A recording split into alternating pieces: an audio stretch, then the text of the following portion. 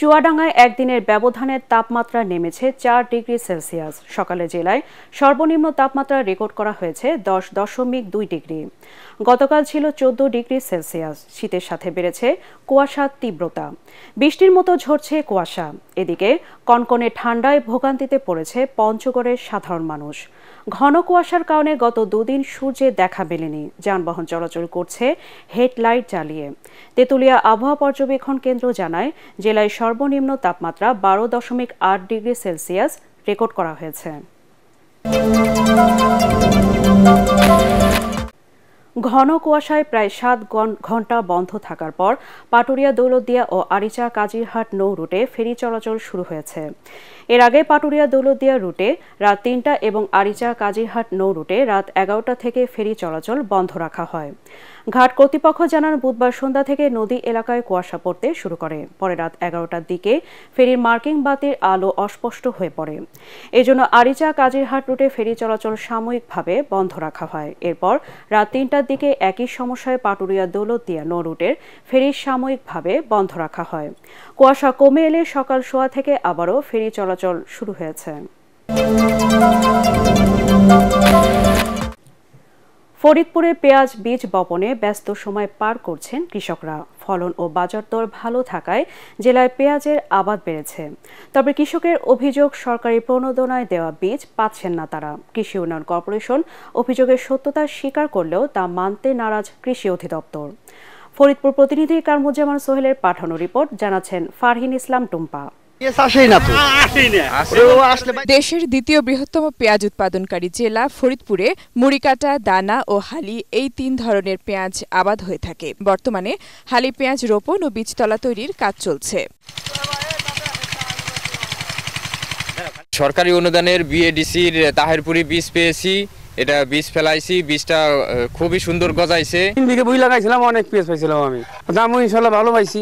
এবার পেঁয়াজ আরো বাড়াই দেব। এবার উৎপাদন বাড়াতে প্রতি বছর সরকারি প্রণোদনার বীজ দেয়া হলেও এবছর অনেকেই তা পাননি বলে অভিযোগ কৃষকের। আবার প্রণোদনার বীজ পেলেও কাঙ্ক্ষিত মাত্রায় চারা না গজানোয় ক্ষোভ জানান অনেকে। তারা আরো আগেতে ফলন চাষ করে, কিন্তু আমরা কোনো একটা সরকারি বীজ পাই না। আমাকে লিস্ট নিয়ে যায় প্রতি বছরই, আসলে আমাকে পেঁয়াজের বীজ আমরা পাই না। এই পেঁয়াজের বীজগুলো কোথায় যায়? 1 কেজি বীজ পাইছি, ওই বীজ ফেলানোর পরে খেতে অর্ধেক জ্বালাইছে, আর যে অর্ধেক জ্বালাইছে ওই অর্ধেক ফিরে জ্বালানোর পরে এখন মরে যাচ্ছে। আমাদের কাছে কোনো সরকারি কৃষি অফিসার আইসা মাঠে কেউ বলে না যে ওষুধটা প্রয়োগ করো। এদিকে কৃষক পর্যায়ে সরকারি প্রণোদনার বীজ সঠিকভাবে বন্টন না হওয়ার সত্যতা মিলেছে বলে জানায় বাংলাদেশ কৃষি উন্নয়ন কর্পোরেশন বিএডিসি। কিছু কিছু জায়গা তার বীজ পেয়েছে এবং অনেক জায়গা আছে তারা বীজে পাই নাই। সুতরাং যে বীজটা পাই নাই, আমরা টেলিফোন থেকে কিন্তু আমাদের কাছে ডকুমেন্ট আছে, তারা যে বীজটা পাই নাই, সুতরাং বীজটা যদি না পেয়ে থাকে তাহলে সেই বীজটা কোথায় আসছে, এটা একটা দেখার বিষয়। কিন্তু বিএডিসির এই বক্তব্য সঠিক নয় দাবি কৃষি সম্প্রসারণ অধিদপ্তরের। আমাদের কৃষি পুনর্বাসন প্রণোদনা কমিটি আছে, তারা যাচাই বাছাই করে তাদের উপস্থিতিতে এই জিনিসটি বিতরণ করা হয় এবং এই বিষয়টি, এই তালিকাটি আমরা বিভিন্ন জায়গায় দিয়ে থাকি। এ বিষয়ে যে জিনিসটি আছে, বিষয়টি কৃষকের নির্বাচন আমার দৃষ্টিতে 100% ঠিক আছে। এবছর জেলায় 36,140 হেক্টর জমিতে হালি পেঁয়াজ আবাদের লক্ষ্যমাত্রা ধরা হয়েছে। Bureau report, ATN Bangla.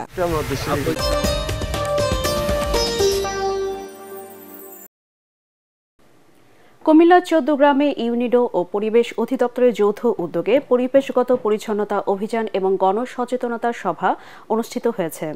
14 গ্রাম পরিষদ মিলনায়তনে অনুষ্ঠিত সভায় উপজেলা নির্বাহী কর্মকর্তা মোহাম্মদ রহমতুল্লাহ, ইউনিডোর national project coordinator Satyaranjan Bhattacharya, ইউনিডোর ন্যাশনাল এক্সপার্ট এম আরাফাত উপস্থিত ছিলেন। নওরিয়া দূতাবাসের সহায়তার এই কর্মসূচির লক্ষ্য প্লাস্টিক পণ্য ব্যবহার কমানো ও গণসচেতনতা বাড়ানো। 21শে পদকজয়ী রবীন্দ্রসঙ্গীত শিল্পী পাপিয়া সারোয়ার আর নেই। ইন্না লিল্লাহি ওয়া ইন্না ইলাইহি রাজিউন। সকাল 8টার দিকে রাজধানীর একটি বেসরকারি হাসপাতালে চিকিৎসাধীন অবস্থায় মারা যান তিনি। মৃত্যুর সময় তার বয়স হয়েছিল 72 বছর। দীর্ঘদিন ক্যান্সারের সঙ্গে লড়াই করছিলেন পাপিয়া, কিন্তু চিকিৎসকদের সব চেষ্টা ব্যর্থ করে চলে গেলেন এই গুণী শিল্পী। শিল্পীর স্বামী সারোয়ার আলম জানান, আগামীকাল বাদ জুমা তার নামাজে জানাজা অনুষ্ঠিত হবে। এরপর বনানী কবরস্থানে তাকে দাফন করা হবে।